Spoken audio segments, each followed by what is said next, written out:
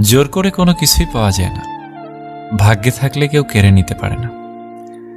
দেখতে সুন্দর অনেক পাওয়া যায়, কিন্তু যাদের মনটা সুন্দর তাদেরকে কেবল ভাগ্য করে পাওয়া যায়। যে তোমাকে অবহেলা করবে তাকে ধন্যবাদ দিয়ে দূরে সরে যাও, কারণ তার অবহেলার কারণেই হয়তো তোমার জীবনে এত উন্নতি।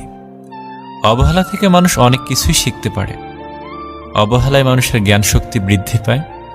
অবহেলা মানুষের ঘুমন্ত মস্তিষ্ককে জাগ্রত করে দেয়। কাউকে যতই কাছ থেকে চেনো না কেন, মন খুলে সব কথা কখনোই বলো না। মনে রেখো, এ যুগে বিশ্বাসের মর্যাদা কেউই রাখে না। জীবনে যদি বারবার পড়ে যান, তবে পথটাকে বদলান, স্বপ্নটাকে নয়। কারণ একটা গাছ তার পাতা বদলায়, জায়গা নয়।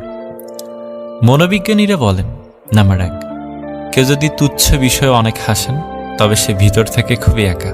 নাম্বার 2,